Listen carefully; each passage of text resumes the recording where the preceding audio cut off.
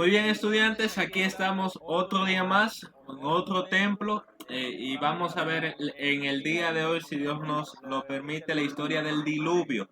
Bien, así que hemos venido tratando en los templos desde Génesis, desde el comienzo hasta el plan que Dios ha desarrollado en la Biblia completa. Es lo que tratamos de ver y hemos llegado al diluvio, el tiempo del diluvio. Recuerden que Dios creó todo perfecto, pero entonces el ser humano se desvió cuando desobedeció a Dios. Y recuerden lo último que fueron las consecuencias, que ahora nosotros somos malvados, morimos, matamos, no estamos contentos con la pareja y todas esas cosas que vienen por causa de la desobediencia del hombre y de la mujer. Bien, entonces, ¿qué sigue luego de que vimos que las personas estaban muriendo y todas esas cosas que vimos el viernes anterior? Bueno, lo que la Biblia nos cuenta es que en Génesis capítulo 6, la Biblia nos dice que el hombre se multiplica sobre la tierra y el hombre empieza a crecer y a llenar la tierra, nos cuenta la Biblia, pero pasa algo, que el hombre no empieza a llenar la tierra de cosas buenas como era el plan de Dios. El hombre empieza a llenar la tierra con su maldad y dice que Dios vio al hombre como llenó la tierra y Dios vio que todo designio del pensamiento del corazón del hombre era solamente el mal. Entonces el hombre se ha multiplicado, pero el hombre se ha multiplicado en maldad también. Y lamentablemente eso es lo que vemos hoy en día en nuestra sociedad. El hombre ha llenado totalmente la tierra, pero la maldad del hombre también ha llenado totalmente la tierra. Y si pensamos antes cómo sería si Adán y Eva no hubieran pecado, entonces imagínense el mundo perfecto, un paraíso, las personas se multiplicaron, pero con la bondad de Dios reflejaban a Dios, y eso no es lo que vemos hoy en día. Entonces, ¿qué hizo Dios para, por decirlo así, frenar esa maldad que Él no toleraba? Porque recuerden que Dios es justo y Dios odia el pecado, y desde que Adán y Eva cometieron el primer pecado lo sacó del huerto. ¿Qué hace Dios ahora cuando este pecado se multiplique en la tierra? Bueno, Dios dice que cuando Él vio al hombre que era tan malvado y que se multiplicó, Él decidió y dijo, miren, de aquí a 120 años voy a destruir la tierra. Pero hay una nota de esperanza en esos versículos porque nos dice que hubo una persona de entre todas esas que halló gracia delante de los ojos de Dios. Y esa persona, todos nosotros la conocemos, se llamó Noé. Noé halló gracia delante de los ojos de Dios. No es que él se lo mereciera, sino que halló gracia porque él era un varón justo, dice que entre su generación no había otro que buscaba a Dios como él, y cayó en gracia delante de los ojos de Dios. Así que Dios habla con Noé y Dios le dice que se cree un arca. Si miramos ahí la imagen, sería un barco gigante y ahí están cómo sería esa arca según las medidas que le dio Dios. Ahora en el arca, Noé tendría que llevar todos los animales puros y llevaría los animales por parejas, porque si no lo llevaba, todos los animales estuvieran extintos. Así que Dios le dice a él, y para que vean, fue un gran trabajo construir un arca, pero además de eso, unir y llevar animales en pareja dentro del arca. Así que, si como vemos en la imagen, había de todo tipo de animales en pareja entrando al arca. Pero además de eso, subieron los suministros, claro, y las cosas que iban a necesitar durante ese tiempo.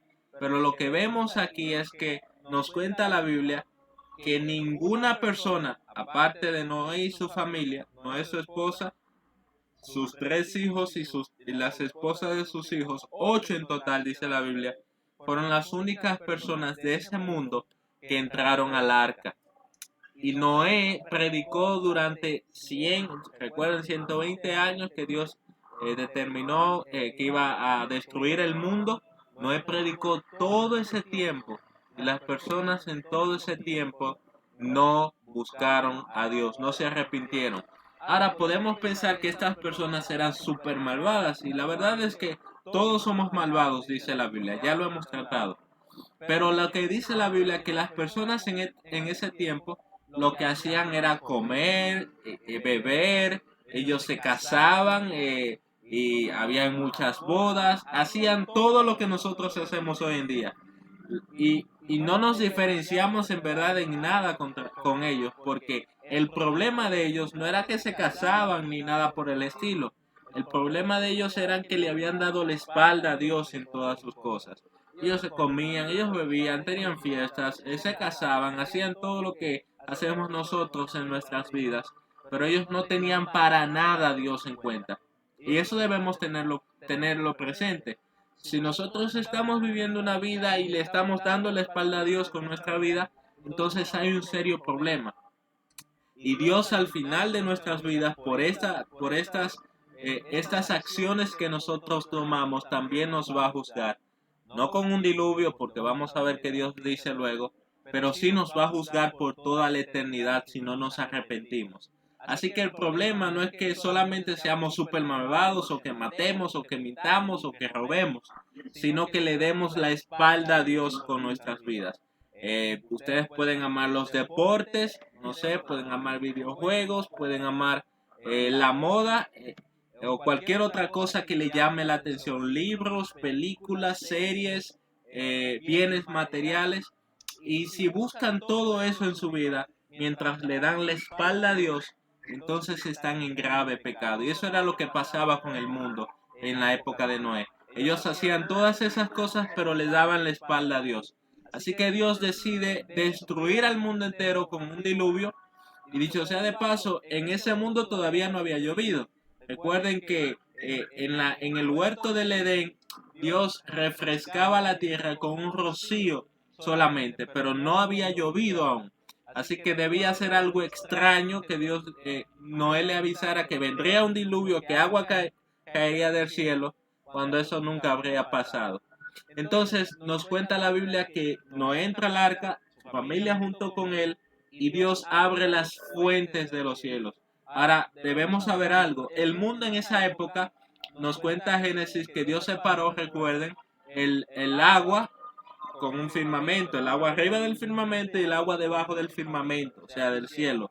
Lo que supone que en el cielo había como una cubierta de agua que protegía a la humanidad en ese tiempo. Es como si el mundo estuviera envuelto en una capa de agua, aparte de todo lo que tiene. Así que Dios abre esa fuente, esa capa de agua, y toda esa agua que estaba arriba del cielo cae, nos cuenta Génesis capítulo 7, en un diluvio. Y empieza a llover y esa catarata, dice, cae a la tierra. Las personas son destruidas, las personas mueren.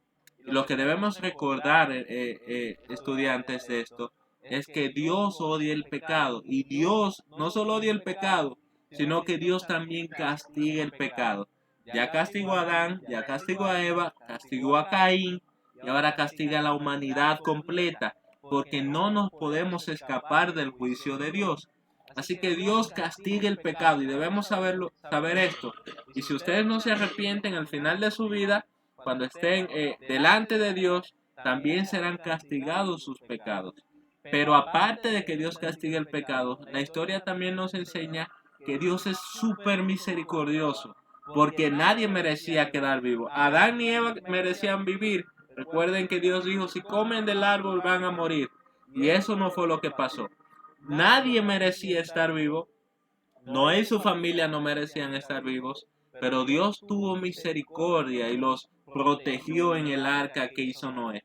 Entonces, la Biblia nos enseña que Dios sigue siendo justo y también sigue siendo misericordioso. Y aparte de este arca que vemos aquí, nos cuenta que proveyó otro medio para nosotros. Pero eso lo vamos a contar ahora. Entonces nos cuenta la Biblia que pasaron meses, muchos meses, y el séptimo mes, entonces el arca en una montaña llamada Ararat queda estacionada, por decirlo así, ¿verdad? Y luego de que pasan varios meses más, el mundo entero, la tierra se seca y Noé sale, ya pasó más de un año, y Noé sale del arca con su familia, salen los animales, Y lo primero que hizo Noé, estudiantes, cuando salió del arca, nos cuenta la Biblia, fue que hizo un altar a Dios y adoró a Dios por lo que había hecho. Y Dios establece un pacto con Noé y le dice que el arco iris será de señal porque nunca más destruiría la tierra con agua. O sea que ustedes pueden estar seguros que nunca más vendrá un diluvio sobre la tierra de esa proporción. Dios no va a destruir más la tierra con agua. Pero nos cuenta la Biblia entonces que así como a Noé y a su familia lo protegió un arca del castigo de Dios, también a nosotros Dios nos proveyó un arca de manera figurativa, ¿verdad? Como una ilustración. Y ese es el mismo Jesús, porque Jesús nos protege a nosotros del castigo eterno que Dios tiene preparado para los que no crean y para los que no se arrepientan de sus pecados. Jesús es nuestra arca que nos protege de ese juicio de Dios que vendrá. Pero si nosotros hacemos igual que lo hicieron las personas en el tiempo de Noé y rechazamos esa oportunidad de creer en Jesús, aquel tiempo era de entrar al arca, pero a nosotros se nos manda, se nos ordena, Dios nos manda a creer en Jesús. Si nosotros obviamos eso y en los 80 o 70 o 60 años de nuestras vidas le damos la espalda a Dios, entonces un día estaremos delante de Dios y un día tendremos que dar cuenta por nuestros hechos. Imagínense las personas cuando vieron que el agua caía gota a gota y que ya la puerta había cerrado, la puerta del arca se había cerrado. Y escuchen esto, porque la Biblia dice que fue Dios que cerró esa puerta y ya nadie más podría abrirla. Ya Dios había emitido su juicio.